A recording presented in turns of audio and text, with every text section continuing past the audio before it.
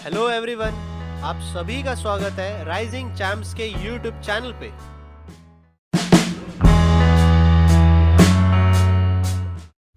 आज का टॉपिक है time and work. But start करने के पहले अगर लेक्चर के रिगार्डिंग आपको कोई भी डाउट हो तो आप नीचे दिए गए नंबर पे आप हम लोग को कोई भी क्वेश्चन जो है आप पूछ सकते हैं। उस नंबर पे जो है ग्रुप भी बना हुआ है, आप मैथ्स से रिलेटेड या रीजनिंग से रिलेटेड जितने भी डाउट है सारे के सारे पूछ सकते हैं। उस पर आपको एग्जाम से रिलेटेड जो भी नोटिफिकेशंस है वो सारी की सारी मिलती रहती है। सो उस ग्रुप पे अगर आप ज्वाइन हो जाएंगे तो आपके लिए ही फिर उतना बेटर होगा, ठीक है। तो बट अगर कुछ भी रहेगा तो आप कॉल या फिर आप उस ग्रुप पे मैसेज जो है मुझे उस नंबर पे मुझे मैसेज या कॉल जरूर कर सकते हैं, ठीक है। सो आज का टॉपिक हम लोग स्टार्ट करते हैं टाइम एंड वर्क का टाइप नंबर 4, जो कि बेस्ड होने वाला है बिफोर कॉन्सेप्ट के ऊपर। लास्ट टाइम हमने आफ्टर कॉन्सेप्ट किया था, तो बिफोर कॉन्सेप्ट भी आप ये बात समझ रहे हो। तो आज हम लोग थोड़ा सा इसको फटाफट जो है खत्म करने की कोशिश करेंगे कि बिफोर आफ्टर मतलब क्या, कि कुछ दिनों के बाद कोई बंदा जो है छोड़कर चला जाता है। मतलब ए ने शुरू के 2 दिन काम किया और छोड़ दिया। बट अगर मैं बिफोर की बात करूं कि B left before 2 days of the completion of the work, that means B ने स्टार्टिंग से लेकर यहाँ तक काम किया है, बट स्टार्ट लास्ट के 2 दिन उसने काम नहीं किए। लास्ट के 2 दिन जो है बी ने काम नहीं किया। अगर मैंने बी का लिखा है कि B left the work 4 days, sorry B left the work 2 days before completion of it, ठीक है। काम खत्म होने के 2 दिन पहले जो है बी ने उस काम को छोड़ दिया। यानी कि क्या है, लास्ट के 2 दिन जो है बी नहीं था, बाकी के पूरे दिन था। तो वही बात है कि फॉर्मूला भी हम लोग देखेंगे और डायग्राम के थ्रू जो है हम जिस तरीके से हम लोग इसको सॉल्व करते हैं वो भी हम लोग देखेंगे, कन्वेंशनल मेथड। तो सबसे पहले तो गिवन जो डेटा है वो है ए और बी का 10 days और 15 days। ये आ जाएगा आपका 30, ये आ जाएगा 3, ये आ जाएगा 2। Time work efficiency. फिर मुझे कहा गया है कि before how many days will be leave the work so that the wall should be finished in total 8 days। अभी थोड़ा सा डिफरेंट है। पहला क्वेश्चन थोड़ा डिफरेंट है कि ये जो टोटल 8 days है ये एक्चुअली किस 8 days के बारे में इंफॉर्मेशन जो है वो आपको प्रोवाइड कर रहा है, ठीक है ना। ये ऐसा तो नहीं बोल रहा है कि ए जो है 8 days पहले इस काम को छोड़ चुका है, ऐसा कुछ भी नहीं कहा है। ऐसा पूछा गया है कि ए कितने दिन पहले इस काम को छोड़ेगा, कि ये जो काम है ये 8 दिन में पूरा का पूरा कंप्लीट होना चाहिए। सो मैं पहले बोलूँगा कि ये 8 days एक्चुअली है क्या, ये 8 days एक्चुअली है क्या। तो ये है आपका टोटल टाइम जो कि ए और बी ने साथ में मिलकर किया है। तो बी तो कहीं बीच में लेफ्ट हो जाता है, बट ए जो है कहीं पर भी लेफ्ट नहीं हो रहा है, इसीलिए मैंने ए को स्टार्टिंग से लेकर एंडिंग तक रखा है, क्योंकि ए कहीं पे भी इस काम को बीच में छोड़कर नहीं जा रहा है।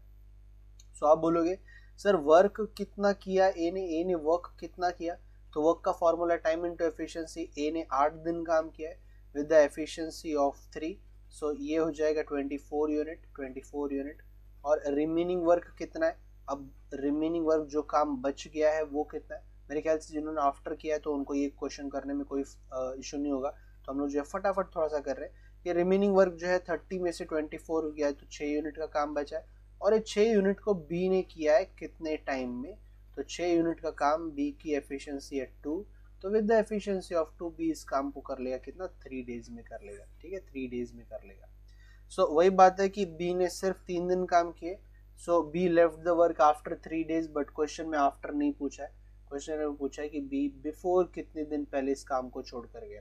सो आफ्टर होता तो यहाँ पे 3 आ जाता, बट बिफोर है तो ये 5 दिन उसने काम नहीं किया है। So B left the work 5 days before of completion of it. 5 दिन पहले जब काम खत्म होने वाला था तो बी ने इस काम को जो है 5 दिन पहले जो है छोड़ दिया।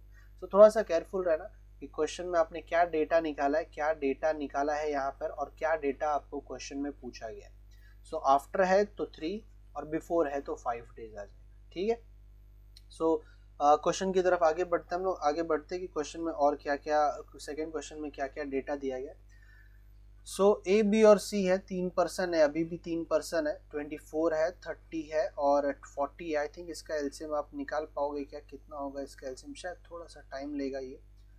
ये तो आई थिंक 120 हो जाना चाहिए, 120 आई थिंक परफेक्ट है। 4 आ जाएगा, यहाँ पे 3 आ जाएगा और ये आ जाएगा आपका 5 आ जाएगा, ठीक है। तो थोड़ा सा देखो अंदाजा भी होना चाहिए आपको, ठीक है। So they begin the work and B C left 4 days before completion of it. तो चलो हम लोग इसमें फॉर्मूला भी देखेंगे बट पहले हम लोग थोड़ा सा कन्वेंशनल देख लेते हैं कि ये 4 डेज जो है कौन से 4 डेज है। 1 2 3 4 ये लास्ट के 4 डेज है, क्योंकि वही बात है ना, बिफोर जो है आपको आखिरी के डेज के बारे में इंफॉर्मेशन देता है। इसी ने ये आखिरी के 4 दिन काम नहीं किए, क्योंकि सी लेफ्ट हो गया था 4 दिन पहले कंप्लीशन के। तो 4 कंप्लीट यहाँ पे हुआ है वर्क आपका, बट ये 4 दिन जो है सी ने काम नहीं किया था, तो सी ने सिर्फ इतने दिन काम किए। और अगर मैं ए और बी की बात करूं तो ए और बी जो है शुरू से लेकर लास्ट तक ये काम जो है करते आए, शुरू से लेकर लास्ट तक ए और बी जो है इस काम को जो है करते आए, ठीक है। सो मैं बोलूँगा कि अब जो है मुझे ये 4 दिन दिख रहे हैं, तो ये 4 दिन में ए और बी ने कितने दिन काम किए, सॉरी कितना काम किया वो निकाल लेता हूँ मैं। तो ए और बी का अगर मैं वर्क निकालना चाहूँ तो ये 4 दिन है आपके पास। ए और बी की एफिशिएंसी आपको दिख रही है यहाँ पे 9 है, दैट मीन्स 36 जो आ जाएगा वो इनका यूनिट आ जाएगा वर्क का। और रिमेनिंग वर्क की मैं बात करूँ तो रिमेनिंग वर्क जो आ जाएगा वो 120 माइनस 36 यानी कि अराउंड 84 यूनिट जो है वो अभी भी काम जो है बचा हुआ है।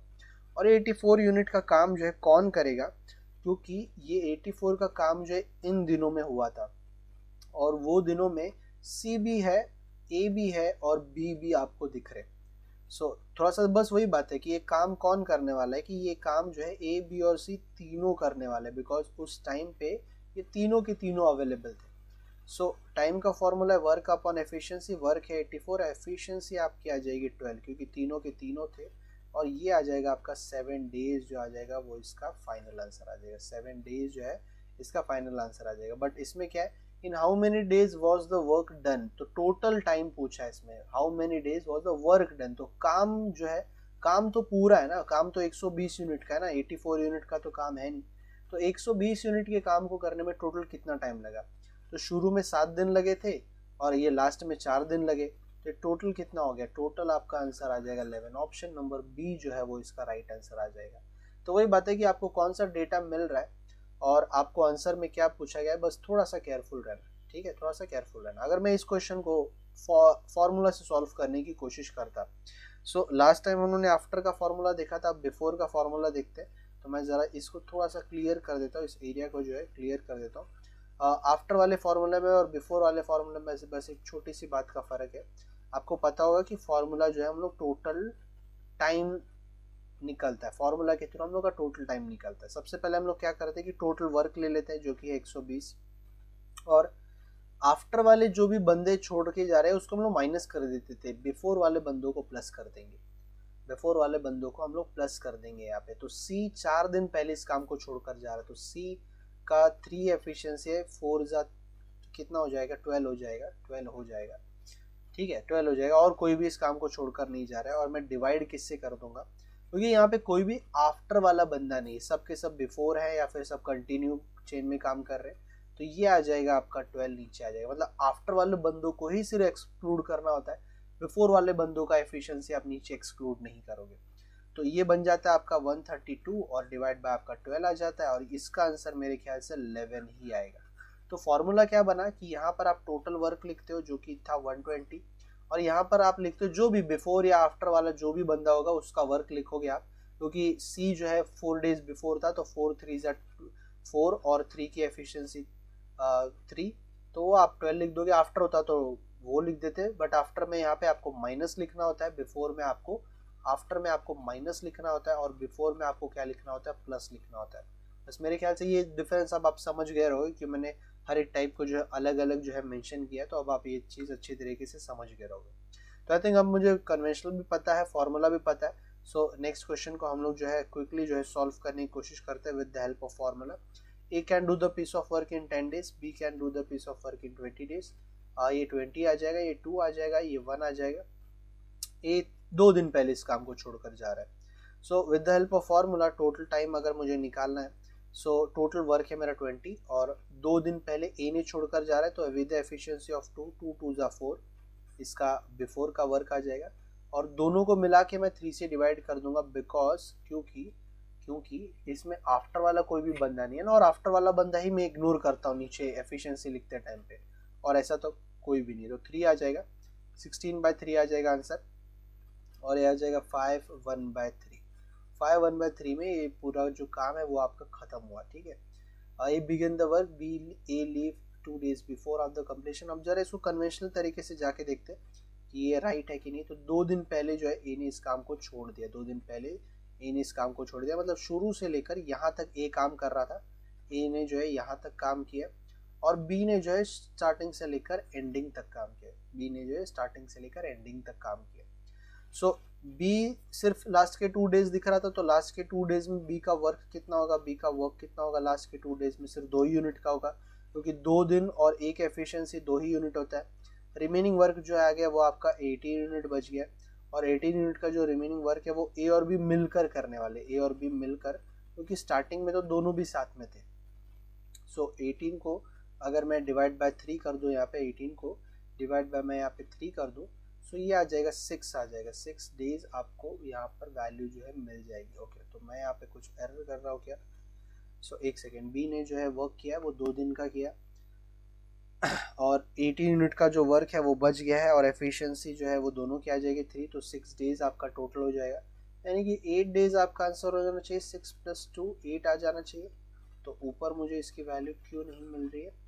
ऊपर मुझे ओके सॉरी यहाँ पे प्लस नहीं, यहाँ पे माइनस नहीं आएगा, यहाँ पे प्लस आएगा। मैंने पिछली बार प्लस लिखा, देखो फॉर्मूला में कभी कभी कंफ्यूजन हो जाता है कि यहाँ पर प्लस आ जाएगा, मैंने माइनस गलती से लिख दिया था। तो ये कितना हो जाएगा ये?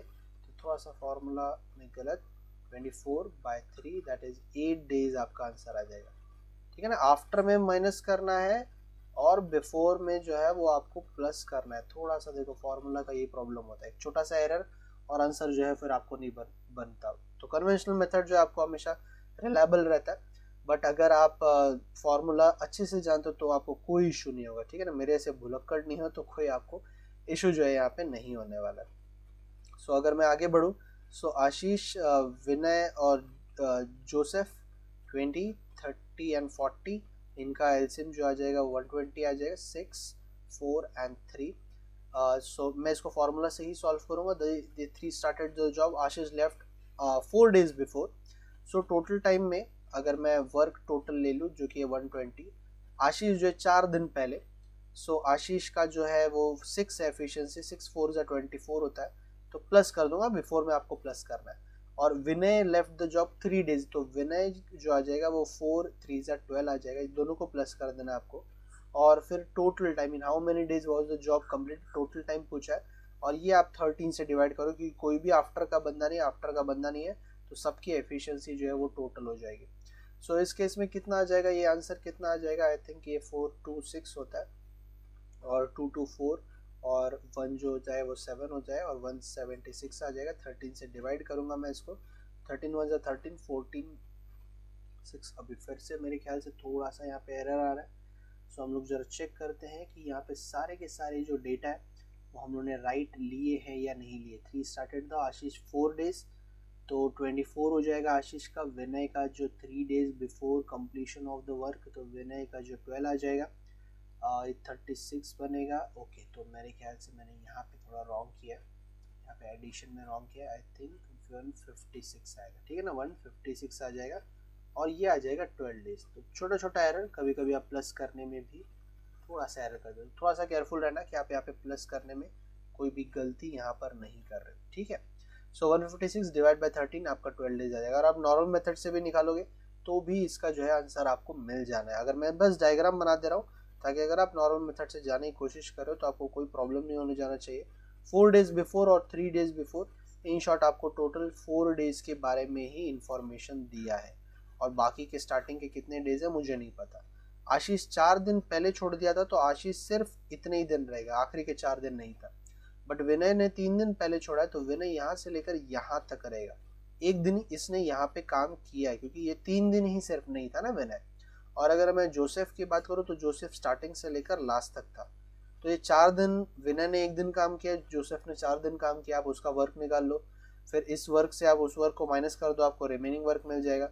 और रिमेनिंग वर्क के बाद ये तीनों भी दिख रहे हैं आपको वो काम करते हुए, तो रिमेनिंग वर्क को इन तीनों के एफिशिएंसी से डिवाइड कर दो, आपको टाइम मिल जाएगा।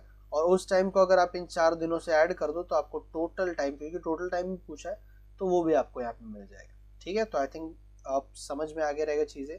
एक लास्ट क्वेश्चन और कि ए और बी ने अगर किसी काम को 30 और 36 डेज में कंप्लीट किया है, सो आई थिंक इसका if, जो वैल्यू है वो कितनी बन जाएगी 5 6 180, ये 6 आ जाएगा, ये 5 आ जाएगा। और A leave after some days, B finish the remaining work in 25 days.